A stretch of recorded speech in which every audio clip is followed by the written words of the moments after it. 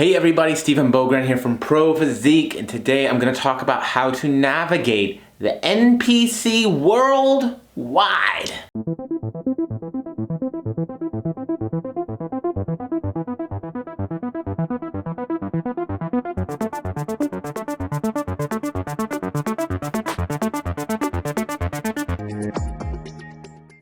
Hey everybody, I hope you're all having a great day. I don't know why I said it like that. I don't know what happened to my voice. I'm just excited. I'm so excited.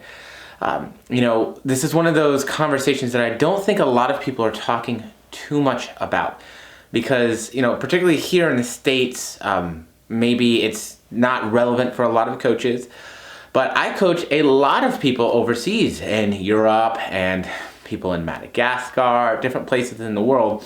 And so I think that this is a very important thing to talk about in terms of how do we manage navigating the NPC worldwide.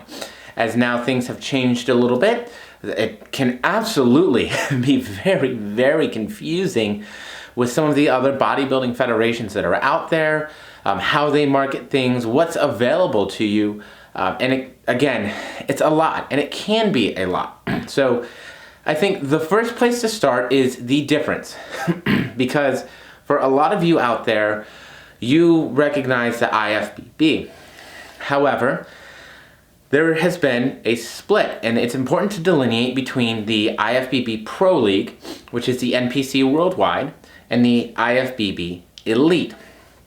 And so obviously, my ties, my experience, I've coached people in both, but I always prefer and encourage people to do NPC Worldwide, IFBB Pro League. And so with the IFBB Elite, they don't delineate between having different names, right? Whereas the NPC Worldwide and IFBB Pro League have different names for the pro versus the amateur competitions. That being the Pro League is the IFBB Pro League, obviously, and the Amateur League is the NPC and NPC Worldwide, with some other feeder organizations like the CPA, or the Canadian Physique Alliance. And so, particularly in the European and the Eastern countries, this is very, very important. Because if your goal is to go to the Olympia, if your goal is to compete at the Arnold, well, then the IFBB Elite is not where we need to be. Now, that being said, I do believe that the NPC and the IFBB is the most prestigious bodybuilding organization on the planet. And I believe that they have the most to offer, as well as creating the best experience for the competitor. Being that they have everything kind of set up, there is a little bit more objective of an idealization for what they want, particularly for things like bikini that can be hard to navigate.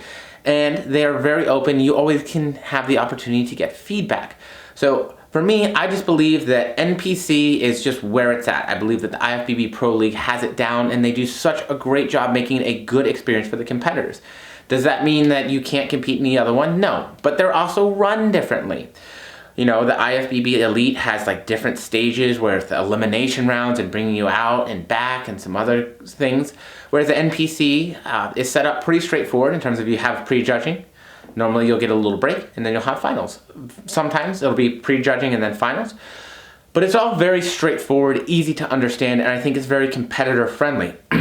The reason I think that's so important is because as a bodybuilding competitor, it can be difficult to know, well, what do I need to work on? What do I need to do? How do I get better at this? And a lot of that comes on to us as coaches in terms of understanding the sport, understanding what's going on, what's being rewarded, what's not. But I believe that the NPC and the IFBB make that very clear, or as clear as possible, within the sport. And so I do think there is a lot of benefit to that NPC Worldwide organization. And from what I've been seeing, they're only picking up more steam as they go and as time goes on. So with that being said, and because that is my inclination and where I love to see people compete, because I do think it's a better experience for the competitor, that's what I really wanted to focus on today. But understanding the difference between these two is really important. It used to be a little bit harder to navigate, but now that the NPC Worldwide has changed to that NPC Worldwide, and they have that, and they're really starting to gather steam, it becomes a little bit easier to navigate. But remember, IFBB Elite and IFBB Pro League are two different organizations. They are not one and the same. So you do need to pay attention to the shows that you're picking, and if the IFBB Pro League and if those higher levels of competition are your end goal. So that's my first and foremost point, and probably one of the most important points. Now, the other hard thing is, what shows do I do? How do I compete? There's a lot of different countries, and that can mean very different things for different people. So the first and foremost thing that you want to do is you can just simply Google search the whatever year it might be. So right now, 2022 NPC Worldwide schedule. Because some things have changed. COVID did make things a little bit different in terms of being able to just go to pro qualifiers. That is no longer the situation. And so now it has become like a master's level qualification here in the States. And for what that means is that you have to do a regional show within your country before you can go to do a pro qualifier, meaning that the overall winner will go pro. Obviously, that does not apply to the Amateur Olympia shows, as far as I know. Amateur Olympia, you can still show up and come and compete. But say that means you live in Iceland. Well, now things get confusing because there are no regional shows there, maybe. If there are no regional shows available to you before the contest date of the pro qualifier that you are wanting to compete at, you can still go to that pro qualifier. If you're really worried about it, and this is something that I would always encourage you to do, you can also email the promoter and make sure that there is an exception for what you need for your specific circumstance, whether there was the ability to do a regional show prior or not. And that promoter's email is always going to be on the show list on that same contest schedule. But for those of you who live in areas like maybe France or the UK, there are going to be regional shows available to you. And that may change what you need to do. Because if you were just planning on going to an international show, you can no longer do that if that is the case. You have to do a regional show in your own country first, which means you may need to add a show to your schedule. This can be particularly important for people who are wanting to compete maybe mid-year, when there maybe aren't a lot of regional shows available. And so you do have to be very cautious and intentful about your timing and watching your regional schedule for shows to make sure that, say, hey, if I want to compete in June or July, and that is my plan, and it's January, and they're just coming out with the schedules, and there is a regional show in April, and there's a regional show in August, we have to hit that regional show in April. It doesn't mean you have to win, it doesn't mean you have to place a specific point, but it does mean you have to do that show before we can go to that other show.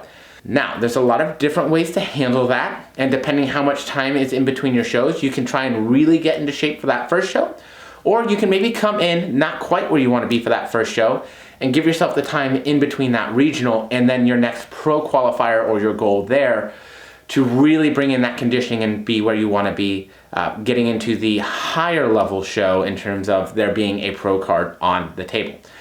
Now, again, for Amateur Olympia, top 3 in the overall get to go pro. And you will have different Amateur Olympia shows around Europe that you will have available to do. But for normal pro qualifiers, just the overall winner for each category is going to go pro. Which means you will have one person earning a pro card in bikini, one person earning a pro card in men's physique, so on and so on. Now, once you have a pro card, the world is your oyster and you can do whatever you want. And you can go to navigate whatever shows make sense for you, whether that be here in the States, whether that be the Korea, the Japan Pro, the Caribbean Pro, the San Marino Pro, which is currently my favorite pro show probably. Thanks, Chloe. But you then have all the options in the world. However, it is very important to be able to understand what is going on at the amateur league level to know how you can manage that. And making sure that you're managing it in a way that not only allows you to pick the shows you need to do, but also hopefully set your season up to be in a good spot to where you're not having to diet down for 6, 8, 10 months to try and continue to push for shows at the end of the year and do all these other things that may be tough on your body to recover from. So I hope that helps for all of you. I'm sorry I do only speak English. For those of you wondering, how do we navigate the NPC Worldwide? What do we think? How do we make everything kind of happen in our dreams for those Olympian level goals? I hope this helps.